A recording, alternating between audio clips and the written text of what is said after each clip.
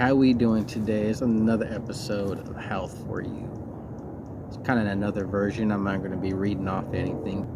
We're going to be kind of briefly going through a couple little things about eating healthy, growing healthy, having a little bit more healthier life than we live. And if you do live fully healthy, then. But so basically, like for instance, going to our stores. We buy stuff out of a box that's pre-canned and pre-made for us, which is processed meats, which is like the worst for you. And then everyone's trying to figure out, like, why do we have cancer now when 50 years ago, 60 years ago, or whatever, before all these big corporations came in and start making food for us, there was never cancer like this. And there's cancer everywhere now, and it's mainly because of what we eat. Most things that we do like does cause cancer, or does cause diabetes, or heart defects, or like heart attacks and stuff like that. So all those things, diabetes, heart attacks, all that has to do with what's on your dinner plate. So if you're not going to eat healthy, you're going to expect something to go wrong with your body. Doesn't mean if you do eat healthy, something's not going to go wrong, but you have a better chance to fight off stuff, kind of like your plant. If you're going to eat fast food and eat processed meats and have problems and probably end up like this. Yeah, we'll talk about that bud rot in a little bit.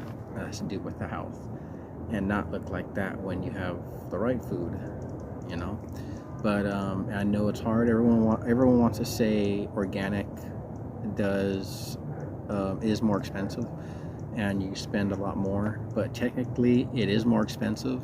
But from the amount of food that you should be eating, it's a lot cheaper, because when you eat unhealthy, you tend to overeat and eat a lot more than you would if you eat it healthy and the way you probably should eat. And it's not eating 5, 6, 7 meals, small meals a day. I wouldn't say is proper. But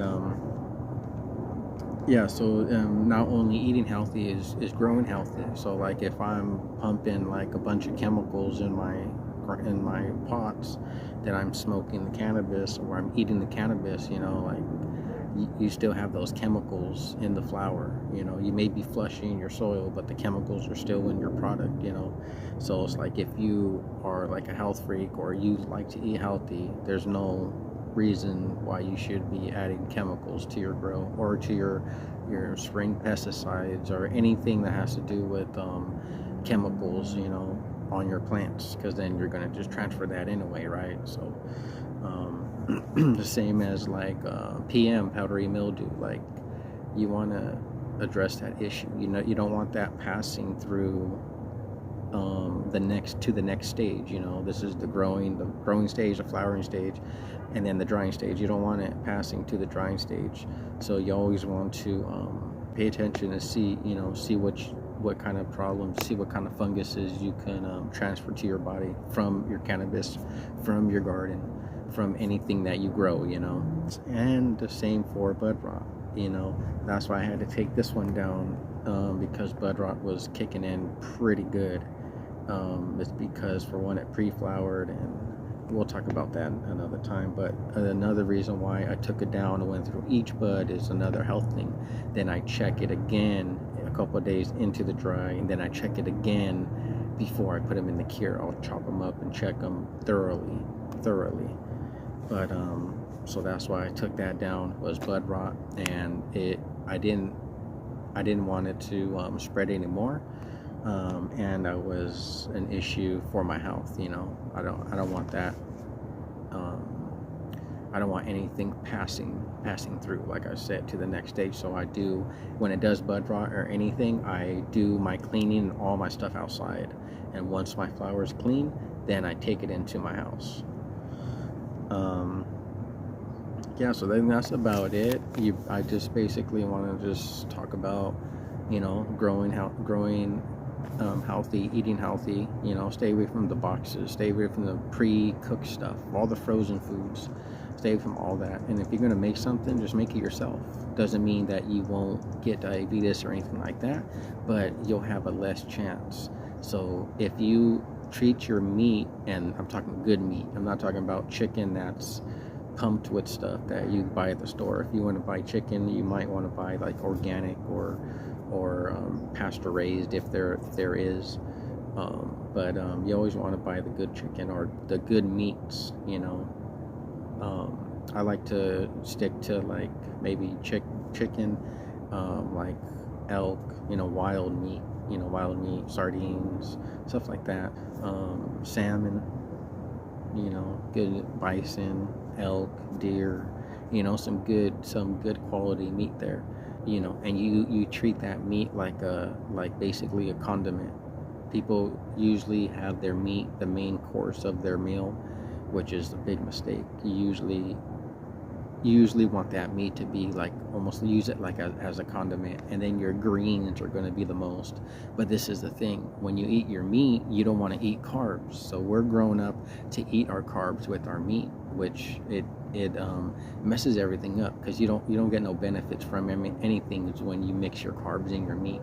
There's a bunch of things that you can't mix, and you know, like if you mix like your cheese with your carbs, it'll cancel the calcium out of the cheese. It'll render it useless. So when you're eating a sandwich as a kid, and oh, get the cheese, it's healthy, that bread that you're using, it's canceling out the nutrition from the cheese. So there's a lot of things that you can, you know, you probably have to learn, but as long as you stick to eating healthy and not eating processed foods and stuff like that, you know, I think you'll be good. You know, you'll feel better, you'll sleep better, you'll have energy to come and take care of your nice your nice big plants, and you'll able to smoke more, you know, because you're healthier. If you're sick, you can't blaze as much, you know. That's why I could blaze all year and all day if I wanted to, because I'm probably not the healthiest I probably should be, but I can guarantee you I will be very soon, because I'm working on that now. So I'm not trying to be a fake teacher and teach you something that I don't preach myself. Another version of Health4U will be coming soon.